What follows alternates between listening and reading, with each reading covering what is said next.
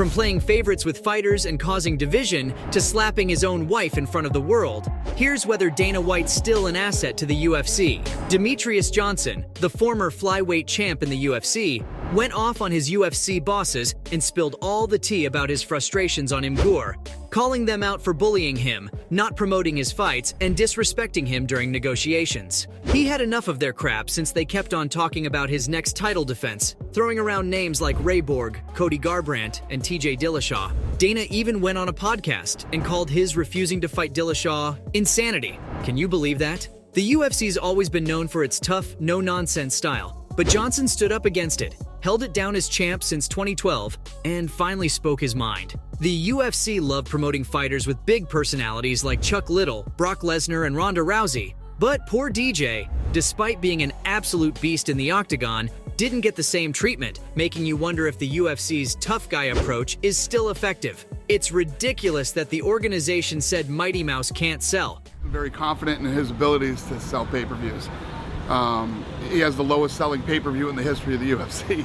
The dude had a record of 27 wins, 3 losses, and 1 draw since 2007, tearing up the flyweight division like nobody's business. DJ said he'd still work for the UFC if they could sort out this mess. But let me tell you, it was a big deal when a champ like him called out the promotion in public. But the promotion didn't take too kindly to that, and DJ eventually left, never coming back to UFC. But it was the right call, since he's been killing it in one championship. Many fans thought it was an understandable decision, since Dana got mocked for playing favorites too, comparing a fighter to the legendary Conor McGregor and Ronda Rousey. McGregor and Rousey are like superstars, with a massive fan following. Dana had this feeling that this new fighter could be just as epic, you know? So during a press conference, he started praising Cynthia Calvillo and put her in the same league as McGregor and Rousey. He even went on about how he had that same feeling when he first met McGregor and Rousey, and he thought Calvillo had that same potential. But dude, it didn't work out because Calvillo didn't live up to the hype like the former champs did.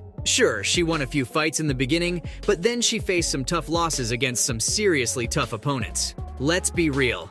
It's like Dana hasn't been able to find anyone quite like Ronda and Conor. The UFC is on its way to dying out, right? But Dana actually finished off boxing himself. He totally dissed boxing, saying that the sport is in big trouble and that he wasn't impressed with what's happening behind the scenes. In an interview from his crib in Las Vegas, he didn't hold back and straight up said that he hated talking smack about boxing, but it's a total mess and needs some serious fixing, if that's even possible. Ouch! He dove deep into boxing and checked out the money side of things, and he wasn't impressed at all. Believing that it was in big trouble, he pointed out that boxing fans are mostly older and more European. The boxing demographic is much older and much more European.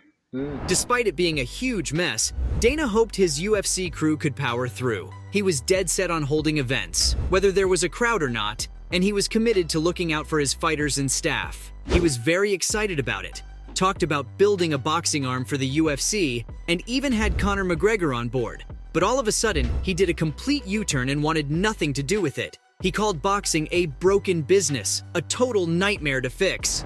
He said that there are too many governing bodies, belts, and shady stuff going on that he doesn't want to jump into the crazy mess. It's a different story with the UFC though, since they have control over things like fighter pay, contracts, and marketing. They've got it all figured out in the MMA world, but it's different in boxing, and Dana's not happy with how the events are run. He said they're like those going out of business sales, where they just care about making money instead of putting on great fights.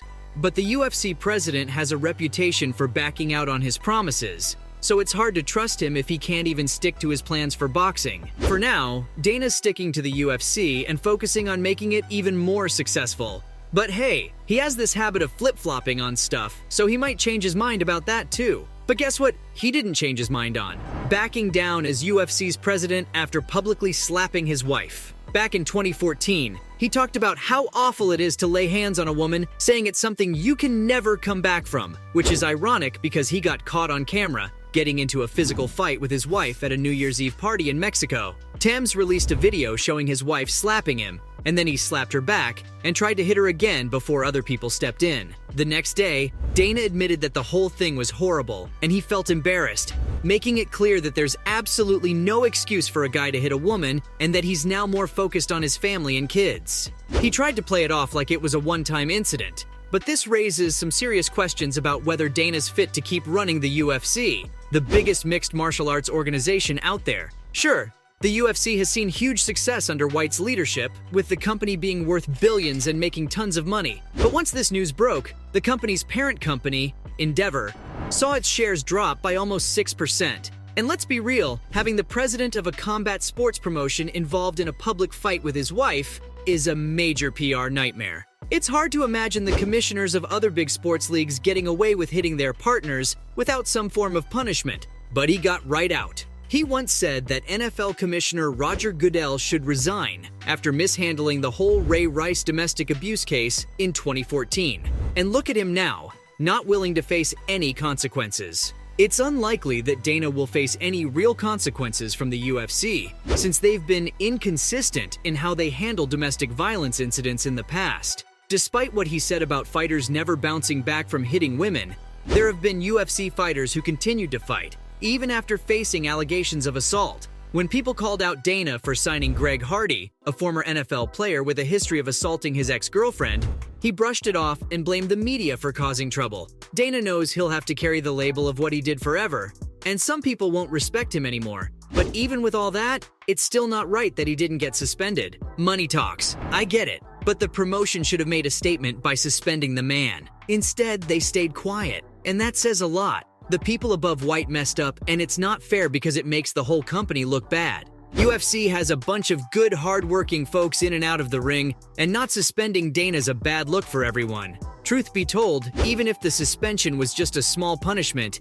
it would have shown that there are real consequences for doing something wrong and set an example for the fighters and other employees. But nah, they didn't do that. Guess they just wanted to move on as fast as possible. The president getting away with hitting his wife without any punishment sets a bad standard for others.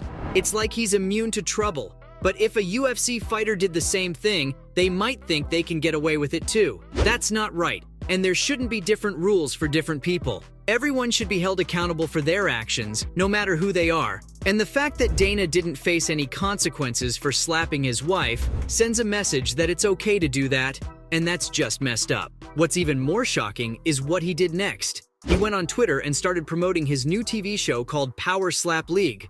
Like seriously? People were already giving him a hard time for what happened, and now he's out there promoting a show about slapping. That's just crazy. Some folks on Twitter sarcastically congratulated him for turning his slapping incident into a commercial opportunity, while others couldn't believe the timing and thought it might be a joke. So there you have it. From slapping his own wife in front of the world to playing favorites with fighters. That's why Dana White's not still an asset to the UFC.